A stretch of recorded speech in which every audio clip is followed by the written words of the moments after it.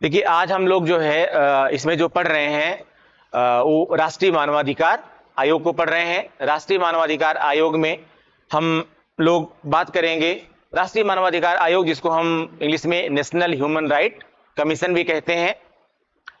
Actually जितने भी animals हैं, जितने भी जंतु हैं, उन सभी जंतुओं में आप कह सकते हैं सारे एनिमल्स में जो ह्यूमन बीइंग है, इसको सबसे क्लेवर, इसको सबसे इंटेलिजेंट, इसको सेंसिबल और इसको अवेयर माना जाता है। और इसके मानने के पीछे लॉजिक है। और सबसे इंपॉर्टेंट लॉजिक ये है, जैसे हम इंडियन सोसाइटी के डिफरेंस में हम लोग समझते हैं इस चीज को, कि और कोई दूसरा जो एनिमल है वो उतनी बेहतर सोसाइटी नहीं बना सकता है, उतनी बेहतर फीलिंग नहीं कर सकता है, या फीलिंग कर भी सकता है तो उसके आगे वो कुछ और कर नहीं सकता। जैसे फीलिंग तो एलिफेंट्स में भी है, फीलिंग तो डॉग्स में भी है, फीलिंग मंकीज में भी है, लेकिन वो बहुत कुछ कर नहीं सकते। उनके अंदर फीलिंग्स तो हैं, पर अगर वो चाहें कि इसके लिए कुछ गलत हो रहा है या कुछ सही हो रहा है तो उनके लिए कुछ वो कर लें, वो कर नहीं सकते हैं। वो अवेयर तो हो सकते हैं। जैसे डिवीजन ऑफ लेबर होता है, जैसे आप एलिफेंट्स में जाइए, हाथियों में देखिए, बहुत बढ़िया समन्वय आपस में होता है। सारे के सारे लोग एक लीडरशिप को फॉलो करते हैं। जो सबसे सीनियर हाथी होता है, जो उनका सबसे इंटेलिजेंट भी होता है ग्रुप में, वो सबसे आगे चलता है और उसी की डायरेक्शन को सब लोग फॉलो करते हैं। अगर आप हनी बीज में देखेंगे, मधुमक्खियों में देखेंगे, तो उनमें आप जानते हैं सबसे ज्यादा श्रम विभाजन पाया जाता है, डिवीजन ऑफ लेबर पाया जाता है, और सब उस डिवीजन ऑफ लेबर को फॉलो करते हैं। इसी तरह से आप पेट्स में देखिए, चाहे कैट हो, चाहे वो आपके डॉग्स हों, लगभग वो सारी चीजें फॉलो करते हैं। वो जो है या आपके ऑर्डर को फॉलो करते हैं, ऐसी फीलिंग्स भी करते हैं जो कभी कभी ह्यूमन बीइंग भी नहीं कर पाता। लेकिन उसके बावजूद भी वो क्या कर सकता है। जैसे आप बीमार हो जाएं और अगर आपके घर में एक कोई डॉग है, तो वो भी, उसको भी फील हो जाता है कुछ गड़बड़ है हमारे घर में, और अल्टीमेटली उसका बिहेवियर भी चेंज हो जाता है। बट वो क्या कर सकता है आपके लिए?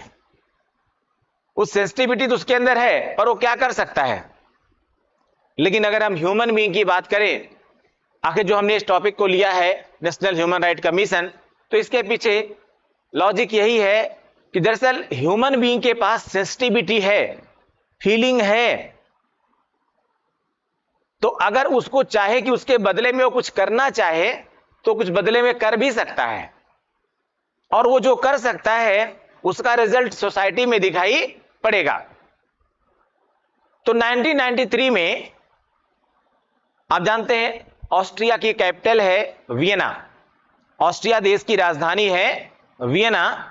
वियना में एक अंतर्राष्ट्रीय सम्मेलन का आयोजन किया गया था। वियना में एक अंतर्राष्ट्रीय सम्मेलन का आयोजन किया गया था, और इस सम्मेलन में लगभग 193 के आसपास कंट्रीज शामिल थे, लगभग 193 देश के आसपास शामिल थे। और जो है उसमें यह तय हुआ था, उस सम्मेलन में यह तय हुआ था कि यह सम्मेलन ही एक्चुअली राष्ट्रीय मानवाधिकार पर आयोजित किया गया था। ये मानवाधिकारों पर ही आयोजित किया गया था, और इस सम्मेलन में इस बात पर जोर दिया गया कि इसमें जितने भी सदस्य देश हैं वह पूरी कोशिश करें। किस आधार पर कोशिश करें? क्योंकि उनके यहां कुछ सामाजिक विरोध भी हो सकता है, कुछ राजनीतिक समस्याएं भी हो सकती हैं, और इससे कुछ जो है उनके ऊपर आर्थिक बोझ भी पड़ेगा ही भाई, इकोनॉमिकल लायबिलिटीज भी पड़ेंगी ना, क्योंकि हर काम में पैसा खर्च होता है। तो ये सब चीजें आएंगी, इसके बावजूद वो पूरी कोशिश करें कि उनके यहां एक मानवाधिकार आयोग यानी ह्यूमन राइट कमीशन बने, और वो इस बात को सुनिश्चित करे कि किसी भी स्तर पर मानवाधिकारों का हनन ना हो सके। अब हमने जो आपको इससे पहले लिया उसको थोड़ा समझने की कोशिश आप लोग करिएगा। क्या कि एक्चुअली जो मानवाधिकार होता है, क्यों मानव को अधिकार देने की बात की गई? क्योंकि जैसे कि अगर आप किसी भी किसी भी दूसरे एनिमल को अगर आप ये राइट दे दें, इसको दौड़ के काटो, इसको करो, तो मुझे एक किस्सा याद है कि एक श्रीमान जी के यहां आम का पेड़ था, एक मैंगो ट्रीज था, उस पर बहुत सारे आम लदे हुए थे। उनके घर में एक कुत्ता भी था। हुआ क्या कि अचानक से कहीं से बंदर आ गए और वो बंदर सर पूरे आम के पेड़ पे चढ़ गए। और हुआ ये कि उनका वो और आम का पेड़ बड़ा स्वादिष्ट आम उसका होता था और बहुत बड़ा पेड़ भी था, बहुत सारे आम लदे हुए थे उसमें। लेकिन बंदर झुंड में थे, ग्रुप में थे, और वो जितना खा नहीं रहे थे उससे नुकसान कर रहे थे। उन्हें क्या लगा कि एक दिन में चले जाएंगे, शायद कुछ घंटों में चले जाएंगे। बंदर वहीं रुक गए, बेचारे बड़े परेशान हो गए। तो उन्होंने अपने कुत्ते को लगा दिया कि इनको दौड़ा दौड़ा के भगाओ। अब कुत्ता दौड़ा दौड़ा के कैसे भगाता है? वो दौड़ा दौड़ा को क्या समझ गया, वो इनको काट काट करके भगाओ। जैसे ही कोई बंदर नीचे आता वो तेज दौड़ा लेता, लेकिन चूंकि बंदर की स्पीड ज्यादा होती है और चढ़ जाए पेड़ पर, इसलिए कुत्ता उनको काट नहीं पाता था।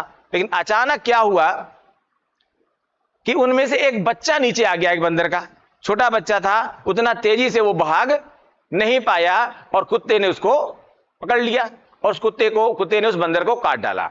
अल्टीमेटली उस बंदर की बच्चे की मृत्यु हो गई। और अगर आप लोग जानते हैं कुछ बंदरों के बारे में, तो बंदरों को अपने बच्चों से बड़ा प्रेम होता है। और उनके अंदर लेकिन दिमाग की थोड़ी कमी होती है कुछ मामलों में। वो ये समझ नहीं पाते कि इसकी मृत्यु हो गई है, और वो अपने मृत बच्चे को भी तब तक चिपकाए रहते अपनी बॉडी से जब तक कि उसमें से गंध ना आना शुरू हो जाए, स्मेल आना शुरू हो जाए, तभी वो हटाते हैं।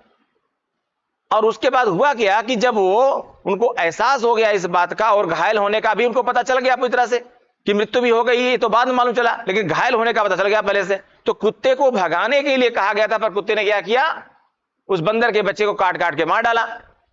उसके बाद बंदरों ने वो तांडव किया वहां पर, वो हंगामा किया, और पूरे गांव के लोगों को इतना परेशान किया बंदरों ने, बहुत नुकसान किया, और कई बच्चों को घायल कर दिया। उनके कई घरों के आंगन में कूद कूद करके नुकसान किया। तो यहां पर एक क्या हुआ भैया, ये प्रॉब्लम आई बेटा कि जब आपने कुत्ते को अधिकार दे दिया भगाने का, कुत्ते ने क्या समझ लिया, हमको अधिकार मिल गया है काटने के। भगाए कैसे? वो भगाने के क्रम में काटना भी शुरू कर देगा ना। उसने काटना शुरू कर दिया। उसका परिणाम क्या हुआ कि बहुत सारे लोगों को बंदरों से बहुत सारी समस्याएं भुगतनी पड़ी। लेकिन ह्यूमन बीइंग से ये एक्सपेक्टेशंस होती है कि अगर हम इसको अधिकार दे रहे हैं, भाई आपके कुछ अधिकार हैं, तो उन अधिकारों को आप कैसे समझेंगे? उन अधिकारों को आप इस प्रकार से समझेंगे कि उनका दुरुपयोग नहीं करें आप। तो जाहिर सी बात है उन अधिकारों का अगर कोई हनन करता है, क्योंकि आपके लिए ये जीवन जीने का अधिकार है, ये जो एक आपका एक नॉर्मल लाइफ होती है, उस नॉर्मल लाइफ से रिलेटेड ये राइट्स हैं।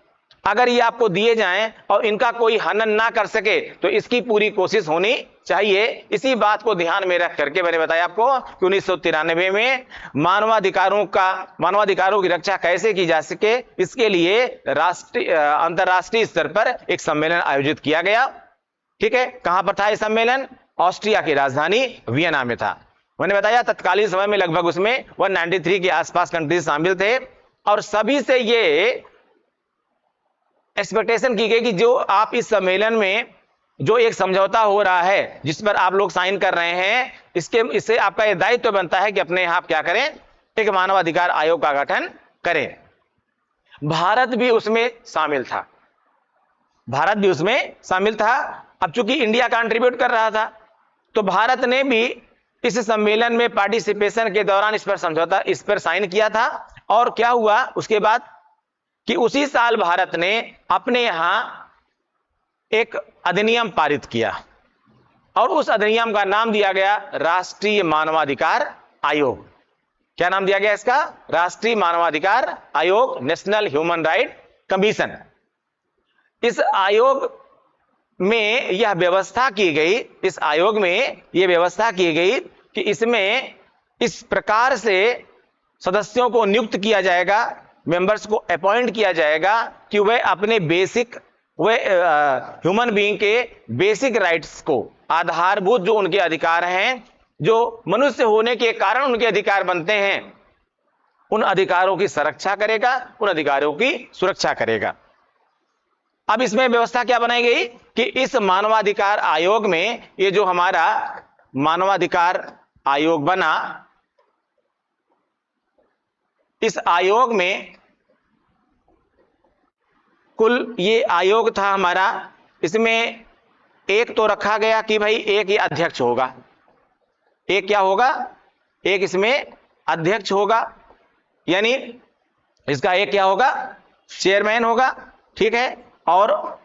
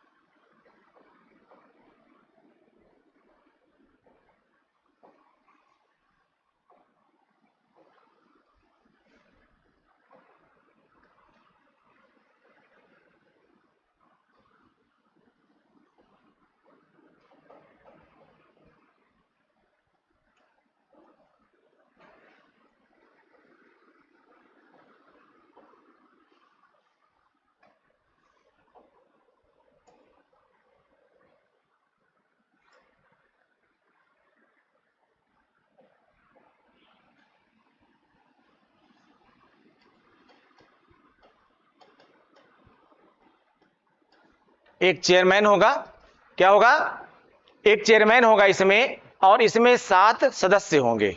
एक अध्यक्ष होगा और क्या होंगे, एक अध्यक्ष होगा और 7 क्या होंगे, सदस्य होंगे, ठीक है, 7 मेंबर्स होंगे।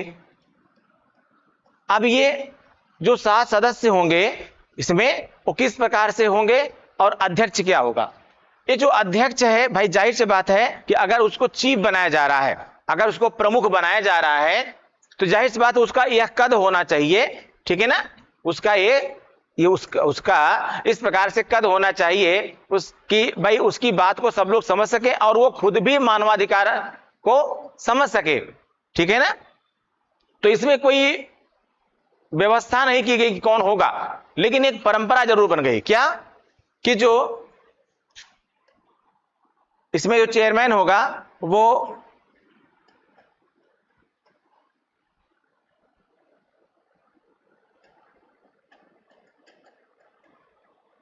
रिटायर्ड जज ऑफ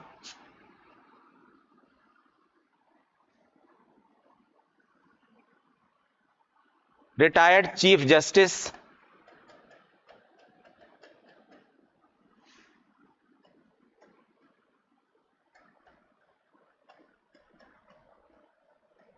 ऑफ सुप्रीम कोर्ट, ठीक है, सुप्रीम कोर्ट के जो रिटायर्ड चीफ जस्टिस होंगे यही क्या होंगे, इसके चेयरमैन होंगे। और जो इसमें जो मेंबर्स हैं, इन मेंबर्स में जो 4 मेंबर्स होंगे ये क्या होंगे, ये परमानेंट मेंबर होंगे, ये परमानेंट मेंबर होंगे। और बाकी जो 3 होंगे ये कह सकते हैं आपके टेम्परोरी होंगे, ठीक है, 3 क्या होंगे, टेम्परोरी होंगे। तो कुल मिलाकर के ये मतलब ये बार बार आते रहेंगे जाते रहेंगे, लेकिन जो 4 होंगे ये क्या होंगे, परमानेंट होंगे। इस तरह से कुल क्या होगा, इसमें एक अध्यक्ष और 7 सदस्य ये होंगे। लेकिन इसमें साथ में ये भी व्यवस्था बनाई गई कि भाई देखिए, स्पेशली मानवाधिकारों का जो हनन होता है, वो मानवाधिकारों का हनन का मतलब केवल मानव का अधिकार नहीं भाई, मानव में अलग अलग जातियां हैं, अलग अलग वर्ग हैं, अलग अलग रंग के लोग हैं, अलग अलग क्षेत्र के लोग हैं, अलग अलग भाषाई लोग हैं। तो अगर किसी का भाषाई आधार पर उनके अधिकारों का हनन किया जा रहा है तो ये भी मानवाधिकारों का हनन है, क्यों भाई, सही है ना। अगर किसी का जाति के आधार पर उसके साथ कुछ ऐसा दुर्व्यवहार किया जा रहा है तो यह भी तो मानवाधिकार का हनन है कि भाई जाति के आधार पर भी किसी से कोई दुरुपयोग नहीं होना चाहिए, दुर्व्यवहार नहीं होना चाहिए। इसी तरह से रंग के आधार पर आप देखते हैं पूरी दुनिया में, गोरे काले के आधार पर, नस्ल के आधार पर, है ना, इनके सब आधारों पर क्या होता है, प्रॉब्लम्स होती है ना। तो इस आधारों पर नहीं होना चाहिए। इसी तरह से मान लीजिए आप जेल के अंदर बंद हैं, मान लीजिए आप जेल के अंदर बंद हैं, या इसी तरह से आप जेंडर का आधार देख लीजिए, आप महिला हैं या पुरुष हैं, ठीक है, भाई मेल है या फीमेल है, इस आधारों पर भी आपके मानवाधिकारों का हनन किया जाता है। तो किनमें से किसी भी आधार पर आपका हनन, आपके अधिकारों का हनन होगा, तो भाई ये मानवाधिकार का आयोग का दायित्व तो बनेगा ना, बोलिए, बनेगा दायित्व ना भाई। तो जाहिर सी बात है कि इस पर भी ध्यान देना होगा। इसलिए इसमें रिप्रेजेंटेशन सुनिश्चित किया गया। क्या सुनिश्चित किया गया? प्रतिनिधित्व सुनिश्चित किया गया। किसका, किनका प्रतिनिधित्व सुनिश्चित किया गया? इनमें प्रतिनिधित्व सुनिश्चित किया गया जो राष्ट्रीय अनुसूचित जाति है, जनजाति आयोग है, उसका, उनके अध्यक्ष का प्रतिनिधित्व किया गया कि भाई ये भी इसमें क्या रहे, इनका रिप्रेजेंटेशन होगा। तो अगर किसी SC ST कास्ट का कोई बंदा है और उसके मानवाधिकारों का हनन कहीं हो रहा है, तो वो भी इसमें देखे। वो आयोग उनके लिए क्या काम करता है, अलग से कैसे काम करता है, वो एक अलग बात है, लेकिन सबसे पहले वो ह्यूमन बीइंग है, बाद में कुछ और है। तो ये भी देखा जाएगा कहीं इस आधार पर तो हनन नहीं हो रहा है, विशिष्ट जाति के आधार पर। इसी प्रकार से जो राष्ट्रीय अल्पसंख्यक आयोग है, उनके आयोग के अध्यक्ष को भी इसमें प्रतिनिधित्व दिया गया, इसमें रिप्रेजेंटेशन दिया गया कि भाई इस आधार पर वो देखें कि कहीं कोई अल्पसंख्यक समुदाय का सदस्य है और उसके मानवाधिकारों का हनन तो नहीं किया जा रहा है, क्योंकि ये भी जरूरी है। इसी तरह से राष्ट्रीय महिला आयोग की अध्यक्ष हैं, उनका भी प्रतिनिधित्व दिया गया कि भाई महिला के आधार पर, जेंडर के आधार पर तो कहीं मानवाधिकारों का हनन नहीं हो रहा है। कई केसेस का एग्जांपल आप ले सकते हैं।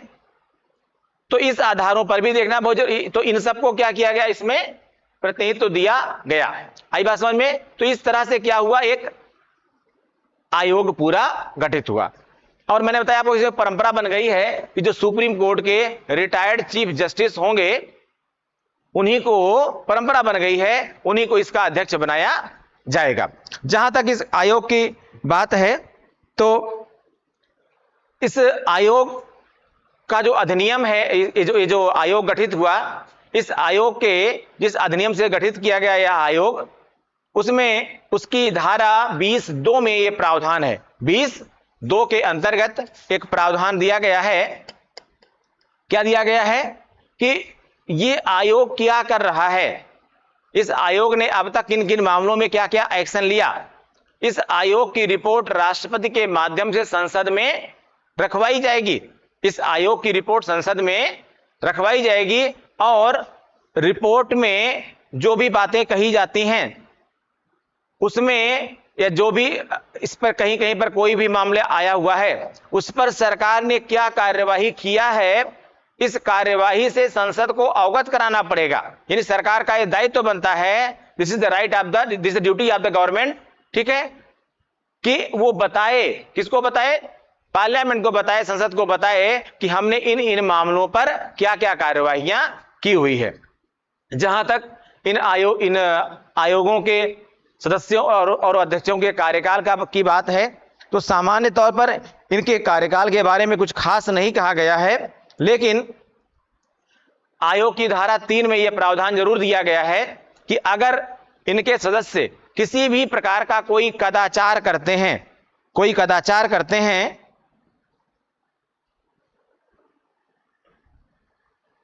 यानी सभी मेंबर्स का एक एप्रोप्रिएट बिहेवियर होता है, अगर उस एप्रोप्रिएट बिहेवियर से कहीं अलग जाते हैं तो इनको इनके पद से हटाया भी जा सकता है।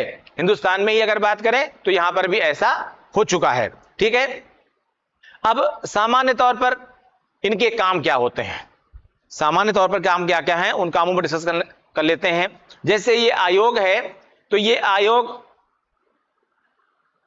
जितनी भी जेलें होती हैं उन जेलों का निरीक्षण करता है, जेलों का निरीक्षण करता है। जेलों को हमारे यहां क्या माना गया, पहला काम बता रहा हूं आपको मैं, क्या करता है, जेलों का निरीक्षण करता है। जेलों में जिनको रखा जाता है वो किस लिए रखा जाता है, कि कोई गलत काम किए हैं, कोई गलत काम किए हैं, कोई गलत काम जब इन्होंने किया हुआ है, इधर बेटा यहां बैठो, तो आओ इधर आओ, तो अगर कोई गलत काम किए हैं आप, तो आपको जेल में रखा जाएगा, क्योंकि भारत में किसी भी गलत काम के लिए छूट का प्रावधान फिलहाल नहीं है। सजा है, छोटी है या बड़ी है, थोड़ी है या ज्यादा है, पर सजा है। तो आपको सजा मिलेगी, लेकिन सजा इसलिए नहीं मिल रही है आपको कि आप वहां से आए तो और बिगड़ जाएं बाहर, बल्कि आप आए तो वहां से सुधर के आए कि भाई आपने गलत काम किया, लिखा तो आपको सजा मिली, और आपके अंदर इस प्रकार से कर्तव्य बोध बने कि भाई हमें अब आगे सुधर जाना है।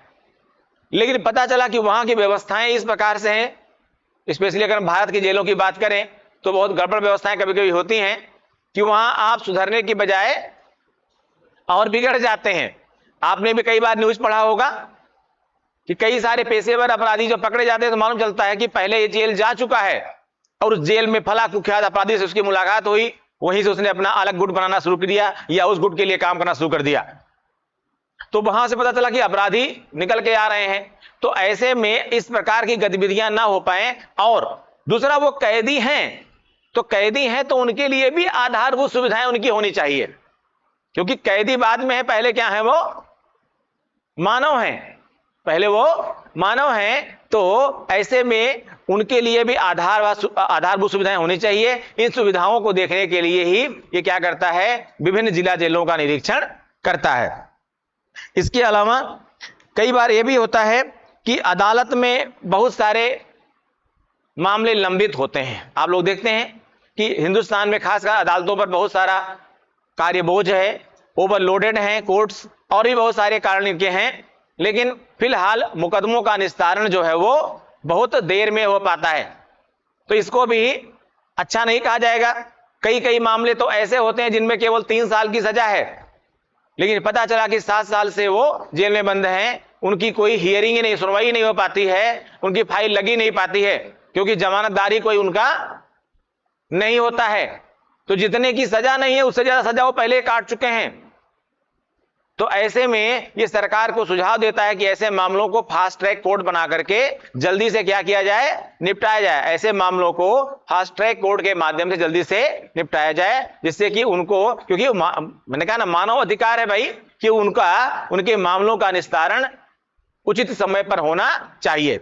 इसी तरह से कभी कभी क्या होता है कि मानवाधिकार आयोग जो है वो याचिकाओं को भी स्वीकार करता है। अदालत में भी याचिकाएं जाती हैं कि भाई हमारे मानवाधिकार का हनन हो रहा है, हमारे मानवाधिकार का हनन हो रहा है, पर कई बार अदालतों में उन पर कार्यवाही नहीं की जाती। भारत में जितनी जागरूकता होनी चाहिए मानवाधिकारों को लेकर के, उतनी जागरूकता अभी भी नहीं है। और जैसे मैंने जेलों की बात किया, तो जेलों का तो मैंने कहा मामला गड़बड़ है। अभी विजय माल्या का प्रत्यर्पण सिर्फ ब्रिटेन की कोर्ट ने इसलिए करने से मना कर दिया, और विजय माल्या ने भी इस पर ये लगाया कि पहले भारतीय जेलों का निरीक्षण करके देखा जाए कि क्या वो हमारे रहने लायक हैं। तो ब्रिटेन की कोर्ट ने यह आदेश दिया कि यहां की जेल में जहां रखा जाएगा उसका पहले जांच की जाए। ठीक है, अब पता चला कि यानी यहां वो आधारभूत सुविधाओं की जांच की जाए कि क्या यहां किसी कैदी को रखने लायक है या नहीं है। तो कहीं पर कुछ ज्यादा ही है और कहीं पर कुछ क्या बहुत कम ही है। ठीक है ना। तो मानवाधिकार आयोग मानवाधिकारों के हनन संबंधी जो याचिकाएं दायर होती हैं, उन याचिकाओं की भी जांच करना कि भाई इन याचिकाओं का निस्तारण हो रहा है कि नहीं हो रहा है, ये भी मानवाधिकार आयोग का एक काम बनता है। इसी तरह से जैसे कहीं पर भी राज्य में कहीं पर भी उग्रवाद हो, आतंकवाद हो, या किसी तरह के जैसे नक्सलवाद है, या कहीं पर कास्ट के बेस पर कोई एक्सट्रीमिज्म हो रही हो, कहीं पर कुछ भी हो रहा हो इस प्रकार से जिससे कि मानवाधिकारों का हनन हो रहा हो, तो उनके अधिकारों के हनन की भी जांच करना और सरकारों को इसके लिए निर्देशित करना कि सरकारें, जैसे अभी आपके यहां मणिपुर में हुआ था, तो वहां पर भी राष्ट्रीय मानवाधिकार आयोग ने एक्शन लिया। जैसे आपने देखा था किसी महिला के साथ दुर्व्यवहार हुआ था, तो उसमें जो है राष्ट्रीय मानवाधिकार आयोग ने एक्शन लिया और राज्य सरकार को तुरंत कार्रवाई करने का आदेश या निर्देश दिया वहां पर। ठीक है ना। तो ये इसी तरह से कई बार जातिगत आधार पर हो जाता है, धर्मगत आधार पर भी हो जाता है, क्योंकि जैसे कि कई बार जब इस प्रकार घटनाएं होती हैं तो उनमें बच्चे अनाथ हो जाते हैं, तो उन बच्चों का भी सरकार का ये दायित्व बनता है, सरकार का ये दायित्व बनता है कि सरकार उन बच्चों की देख रेख करे, उनके लालन पालन, उनके रहन सहन, उनके खान पान, उनकी शिक्षा व्यवस्था, उनके स्वास्थ्य व्यवस्था, ठीक है, इस प्रकार से उनकी जांच की जाए और उनको ये आधारभूत सुविधाएं प्रदान की जाए, ठीक है। क्योंकि किसी भी कारणवश, चाहे आतंकवाद या उग्रवाद, किसी भी कारणवश बच्चे अनाथ हुए हैं। इसी तरह से आप जानते हैं कि अंतरराष्ट्रीय स्तर पर ऐसे देश जो कि विकसित देश हैं, तो विकसित देश इस बात का बड़ा ध्यान भी रखते हैं, और भारत में भी जैसे जैसे हम विकास की रफ्तार में आगे बढ़ रहे हैं, विकास की दिशा में आगे बढ़ रहे हैं और हम अधिकारों के प्रति संवेदनशील हो रहे हैं, तो वहां हम ये पा रहे हैं कि हम भी इस बात का ध्यान रख रहे हैं। तो ऐसे में कभी हम क्या करते हैं कि अंतरराष्ट्रीय स्तर पर हम कुछ संधियां करते हैं, और उन संधियों में यह भी एक संधि होती है कि हम अपने यहां इस आधार पर मानवाधिकार का हनन नहीं होने देंगे। तो जैसे भारत में क्या है कि अगर कैसे कुछ विशिष्ट धाराओं के तहत, जिसमें कि मृत्युदंड का भी प्रावधान है या फांसी का प्रावधान है, ठीक है, या आजीवन कारावास का प्रावधान है, ठीक है, तो मृत्युदंड हुई है यानी फांसी हुई है या आजीवन कारावास आपको दिया गया है, तो ऐसे में आपके यहां जो भी दिया गया है, अगर किसी को मृत्युदंड दिया गया है या आजीवन कारावास दिया गया है, तो दोनों सजाएं उसी हिसाब चलेंगी। यानी मृत्युदंड है तो आपको फांसी दी जाएगी, आजीवन कारावास है तो आपको आजीवन कारावास भुगतना पड़ेगा। लेकिन कुछ देशों में क्या है कि केवल आजीवन कारावास की बात की गई है, वहां पर मृत्युदंड का प्रावधान नहीं है। जैसे पुर्तगाल है, तो पुर्तगाल में क्या है, आजीवन कारावास तो है लेकिन वहां पर फांसी नहीं दी जा सकती है। अब अगर वो किसी देश से प्रत्यर्पण संधि करता है, ये क्या होता है, प्रत्यर्पण संधि उसे कहते हैं जिसमें अगर आपके यहां का कोई व्यक्ति है जो किसी मामले में वांछित है, किसी मामले में वांटेड है और उस पर केस चल रहा है और उस पर रेड कॉर्नर नोटिस भी उसके लिए जारी किया गया है, तो अगर वो किसी और देश में जाता है तो वहां उसको गिरफ्तार कर लिया जाता है, और अगर उस देश से आपकी प्रत्यर्पण संधि है तो क्या करेगा, आपको वो देश सौंप देता है, उस कैदी को आपको सौंप देता है।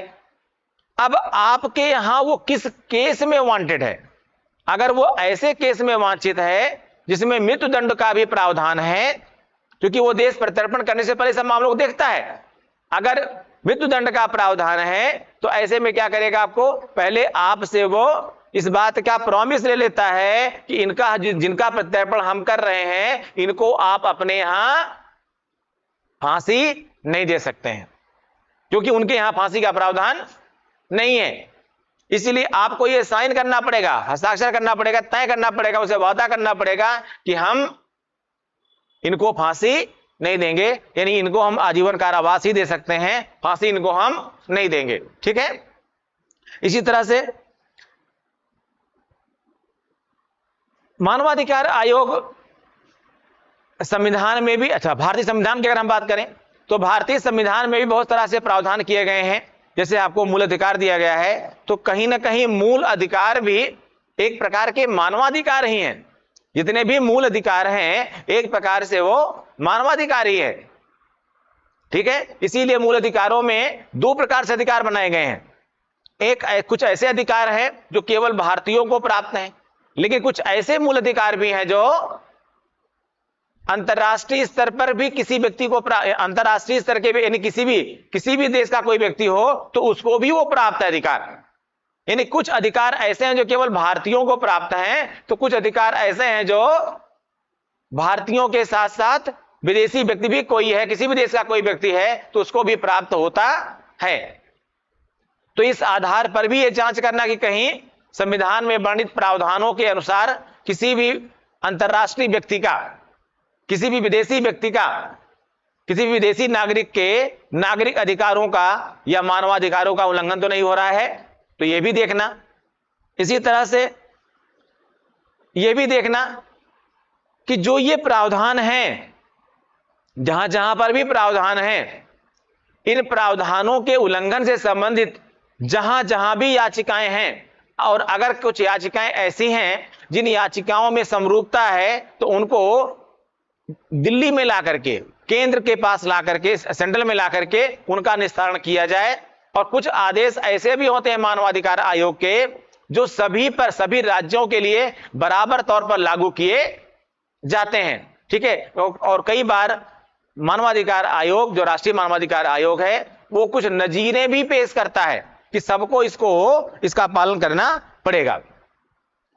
मानवाधिकार आयोग यह चाहता है कि लोग अपने अधिकारों को समझें, अपने अधिकारों को समझें। इसलिए मानवाधिकार आयोग यह भी सुनिश्चित करता है कि जितने भी प्रकार के माध्यम हैं, चाहे वो प्रिंट मीडिया का माध्यम हो, चाहे वो इलेक्ट्रॉनिक मीडिया का माध्यम हो, ठीक है, या सोशल मीडिया का माध्यम हो, इन माध्यमों से राष्ट्रीय स्तर पर भी ये जागरूकता फैलाने का काम करें कि भाई आपके मानवाधिकार हैं और इन मानवाधिकारों का किसी प्रकार से हनन नहीं होना चाहिए।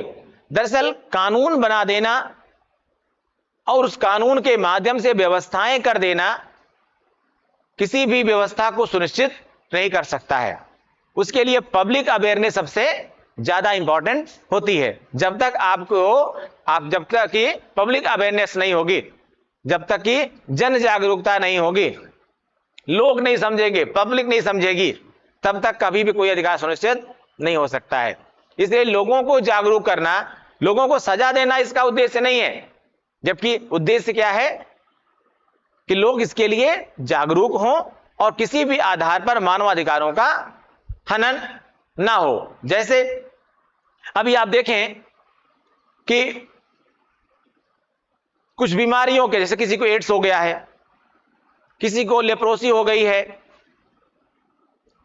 तो उनसे विभेद किया जाता है, विभेद किया जाता है ना। और उन विभेदों में आप लोग देखे होंगे समाज में कि लोग उनके बगल बदल लगा उठना बैठना बंद कर देते हैं।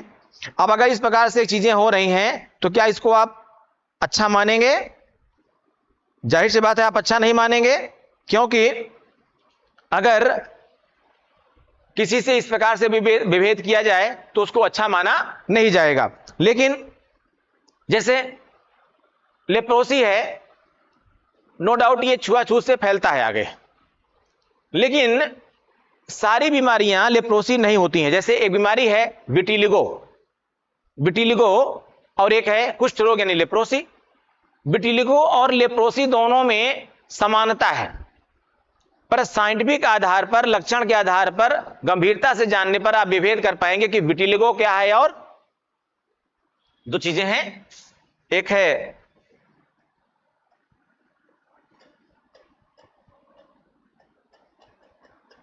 विटिलिगो और एक है क्या आपका कुष्ठ रोग यानी लेप्रोसी। ठीक है, दोनों बीमारियां जो हैं आपकी हैं, विटिलिगो और कुष्ठ रोग, दोनों में बहुत समानता है।